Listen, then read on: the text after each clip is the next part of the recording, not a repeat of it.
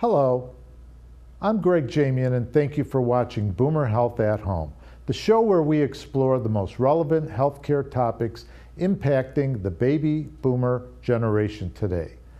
As more and more baby boomers seek answers to many times difficult healthcare questions, our goal is to provide ideas, tips, and cutting-edge solutions that will help improve your everyday life and health.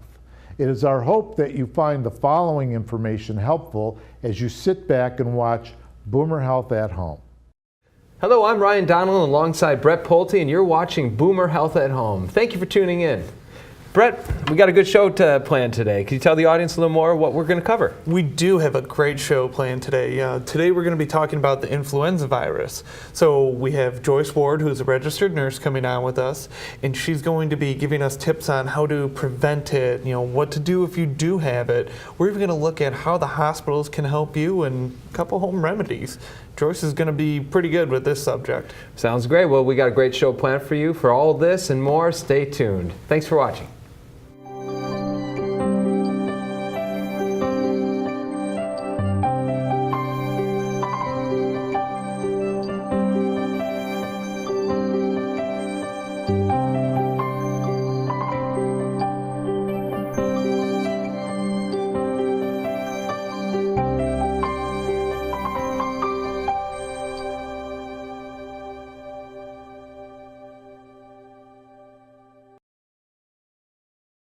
Welcome back.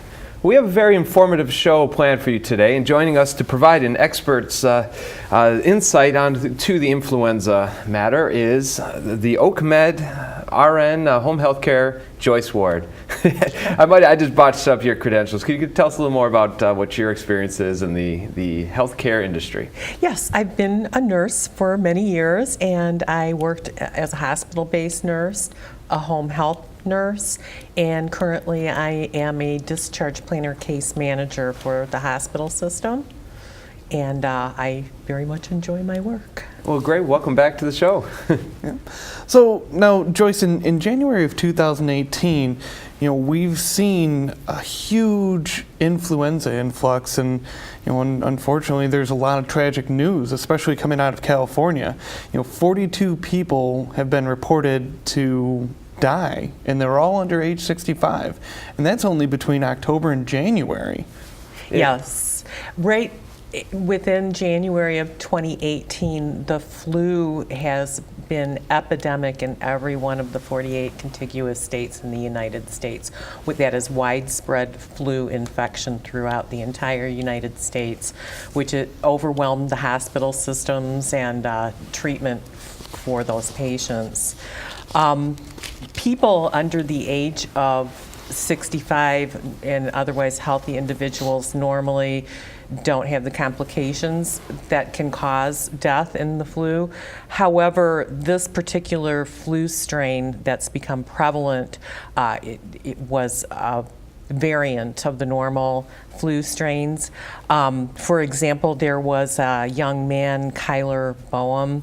He was a 21-year-old from Latrobe, Pennsylvania, bodybuilder, health fanatic, looked really good, and he visited his family just before Christmas, and according to his mother, he looked a little bit run down, and he eventually died of sepsis associated with the flu.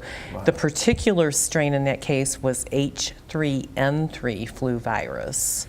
And we'll talk a little bit more about the different strains. That's tragic, yeah. And I heard that story as well. And you said he died from sepsis. Is that typically how these people are perishing? Because you think the flu is kind of just a common thing. We've all been to right where he was, going home for Christmas, feeling run down. You have the flu, but obviously we're here to do the show, so you don't think of it as a deadly thing anymore. Well, in certain cases, especially the very young and the very old, those people that have immune compromise for other health conditions, underlying health conditions, they can be more susceptible to what are called complications of the flu. So that's a problem. And the biggest factor that could have maybe prevented this in this young man was that he did not receive his flu vaccine this year. Is that right? So that's very important. Now, you mentioned the flu vaccine and how important it is. How does the flu vaccine actually work? What it does is there's two types of flu vaccines. One is made from an inactivated virus from the flu strain that was prevalent in the prior year. And when it's injected or introduced into the body, it makes the body form antibodies against those flu viruses. There's also an inactivated strain that is not made from the flu virus, which has similar effectiveness and works in the same way. It is important to note that it usually takes about 2 weeks for the body to produce the antibodies to protect you against the flu. So at that time, you're still at risk of catching it, just as if you had not had the vaccine. You are. Well, I have a question. You mentioned the strand H3N3, and I know you've heard H1N1 and all the different flus. So I'm thinking back to when I was a kid. We went and visited. My family came from Emmett, Michigan. The area. They have a cemetery up there, which has. I was always fascinated by the headstones that went back to the 1800s, and a lot of the 1800s would say influenza on there, and I always thought that was interesting. That they didn't have the vaccines back then. I assume. I just thought that modern day has kind of created that, lessened that risk. But now you hear new strands. Are these new? Have they been around? Like how do these H1N1s, where are these coming from? There are many, many variants of the flu virus. It's probably been around as long as people have been around. You're probably referring back in the 1800s, the Spanish flu. I think everybody's kind of heard about that in history, and it wiped out a significant portion of our population. The thing with the viruses is that they're just tricky little devils. They can mutate at a moment's notice, and it's almost impossible to predict how they're going to mutate, and therein lies the problem of making the flu vaccine as effective as possible, because you can't predict how it's going to mutate and whether the virus that you use to produce the flu shot is going to be effective against that particular variant. There's influenza type A, there's the H1N1, H1N2. There's a long string of different mutations that have been identified. The big problem ones this year seem to be the H3N2 and H3N3 strains that are particularly bad. Sounds like we're playing Battleship there for the It does, I know, yeah. Yeah. So these are the ones that are not responding that well to the flu vaccine. But I do want to stress that getting the vaccine will help lessen the symptoms of the flu and maybe help you from going into complications from the flu infection. So if you get the vaccine, you still could get the flu. Exactly. Okay. Yes. But we want to make sure that you don't have complications, which in some people can be fatal. So we want to make sure some protection is better than no protection at all. Sure. So absolutely. So even with the vaccines out there and everything, and all the preventative measures that everyone can take, it's still spreading. So how does the flu spread? Okay, it's usually airborne or contact that spreads the virus. The virus can only survive for a short amount of time outside the body, but it will survive in droplets from sneezing or coughing, or if you touch a wet surface that's somebody with the flu, just rub their eyes or their nose and touched that surface, and it spread contact to contact like that. Okay. So, you look at the flu, food poisoning, brown bottle flu, which you've had a few times. What are the signs and symptoms of the actual influenza? Okay, some of the symptoms can be really similar to a cold. Like when I was a kid, when you said you had the flu, you would always think of nausea and vomiting and diarrhea and that kind of thing, which probably was not the flu. It was probably some sort of foodborne illness that people complained of and called the flu. The flu actually starts in the respiratory tract. So So at the beginning, it can look really similar to a cold. With the flu, the symptom onset is abrupt. With the cold, it's usually gradual. Fever is very usual with the flu, and it usually lasts 3 to 4 days. With the cold, it's rare to have a fever. Body aches with the flu are usual and often very severe. With the cold, it's usually slight. Chills are fairly common. They're uncommon with the cold. Fatigue and weakness, very usual with the flu and sometimes with the cold. Sneezing, sometimes with the flu, very common with the cold. Stuffy nose, sometimes with the flu, very common again with the cold. Sore throat, sometimes, usually always with the cold. Chest discomfort and cough is common and can be severe in flu. And with the cold, it's usually more mild. Headache is very common with the flu and usually rare with the cold. So it's kind of a comparison, and usually the tip-off is that fever. Okay. That's when you know something's up. So now that we know the symptoms and how everyone can avoid getting the flu, what advice can you give people for avoiding it? Okay, well, number one, get your vaccine. The vaccine can be very effective in, if not preventing the flu, at least limiting the symptoms and the severity and the length of the illness. I would strongly recommend avoiding close contact in crowded spaces. Many hospitals will limit the number of visitors to a hospital during peak flu season times because it's just, they're spreading it from person to person. If you have other people in the household, elderly people, it's probably a good idea to keep them in the house and away from crowded places or venues where there's a lot of people. Stay home when you're sick. Don't go to work and spread the joy with everybody else that Sure. you work with. Just try and avoid large crowds and people and doing things that you could put off until you feel better. Make sure you cover your mouth and your nose when you sneeze. And the really effective thing, and this is in cases of all disease, is wash your hands. And you think of touching elevator buttons or computer keyboards or handrails on stairs. Who was there before you, and did they wipe their nose or eyes? Were they sick? So we live in a very germy world, so you kind of have to take some precautions during these times. How effective are hand sanitizers? You said wash your hands. I know that's the best way, but antibacterial soap under running water for 30 seconds. You sing happy birthday song while you're washing your hands and rinse them off. And that's not always feasible, but the alcohol-based hand sanitizers are very effective as well in killing the virus and the germs. So, and of course, practice other good health habits.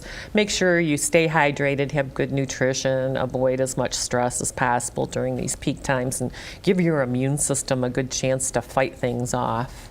Also good motivation to not go into work with the flu. Yes. Get home and Absolutely. stay home. How long could someone really expect to be out with the flu? What's the... The flu, normally otherwise healthy individuals, usually doesn't last more than 2 weeks. Symptoms will be bad the first week and just feel kind of run down and tired for a couple weeks. And it's important to rest and take care of yourself during that time so your body can recover. So now, like you said, it lasts usually about 2 weeks. Do you know how long it'd be after you contract it and start getting your, feeling the flu coming on? Do you know how long it takes before you're no longer contagious? Usually 2 weeks. The virus will be active in your body for that time. Once you quit sneezing and that kind of thing, you're probably okay to go back to your normal activities. But, if you have a fever, do not go out of the house. Stay home in bed. Right. And just, I know, always a common misperception. Flu is not something antibiotics can really help, correct? They're virally based. The CDC recommends individuals that have the flu, any hospitalized patients, elderly patients in a nursing home or congregate living situation, should be treated within 48 hours with certain antiviral medications in order to lessen the viral replication and limit the amount of symptoms and avoid complications from the flu. There are 3 patients that you can get.